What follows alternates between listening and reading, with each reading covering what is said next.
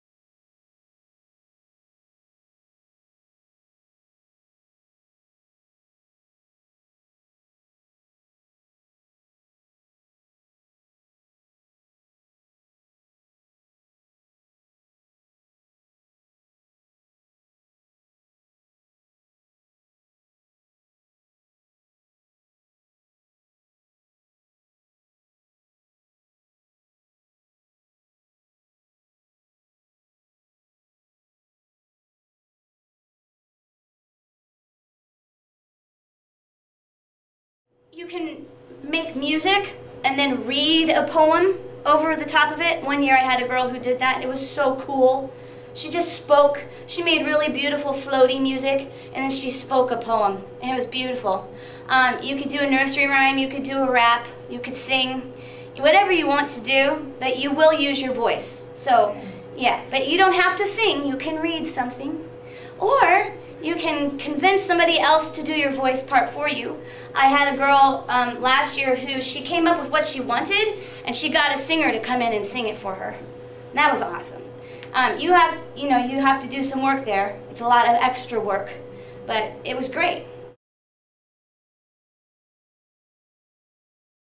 We covered color psychology, how colors make you feel, but we're going to go into color theory, how colors work together.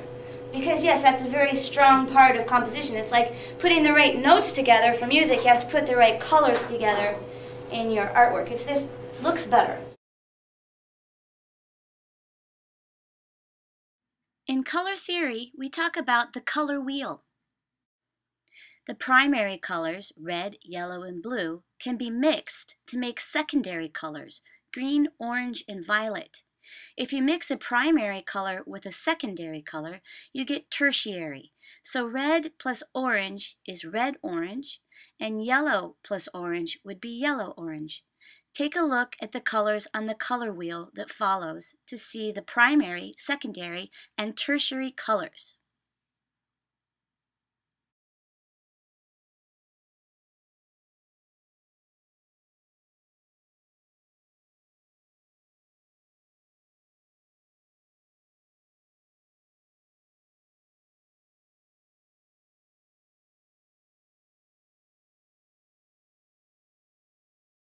Have you ever seen a picture that's just framed really interestingly?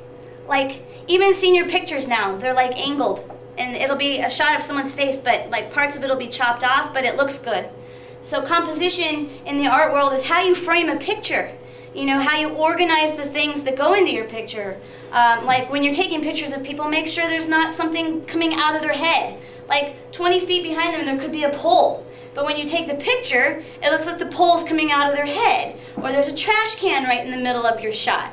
So when you're looking at composition in art, and photography especially, you're looking at what you framed, what you're seeing, and how it's arranged. So it's an organizational factor. Does that make sense?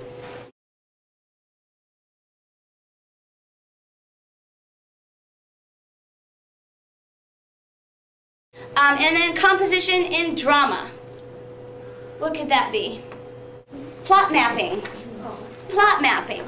Okay, so dramas always have a plot map.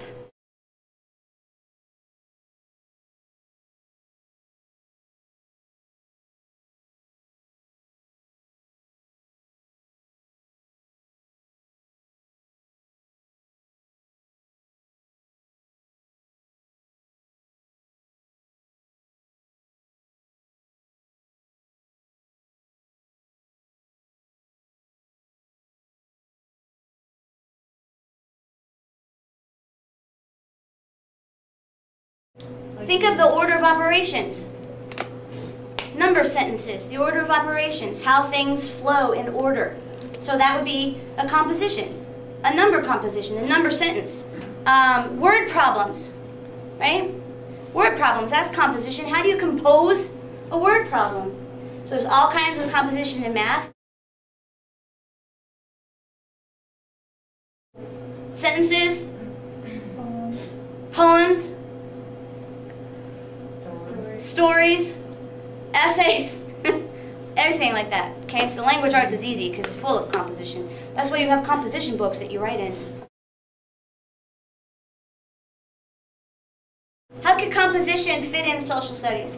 Like how they compose a declaration of independence. Oh, yeah, I didn't even think of that. Composition of important documents. Looking at the Declaration of Independence. Yeah, yeah. And it would be beyond, you could take that beyond just the writing of the actual writing, but like the whole thing of it. Like, when did it start? What they went through to make it happen till when it was completed and the end result. So it could start with who thought to start writing that? What happened that prompted the writing of that?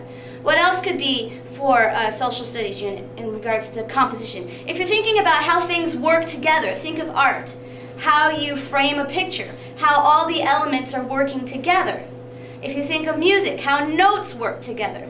Now, how could you apply that to social studies? Yes! Timelines! Excellent! I didn't think anyone would come up with that. That's great. Yeah, timelines, right? You could do a decade. You could do an era. You could timeline it. Science. Life cycles. Yes. Scientific method. Yes. Just think of that basic concept, how things work together to form a bigger picture. It makes sense now, doesn't it? Okay, science, math, language arts, and social. We hit them all.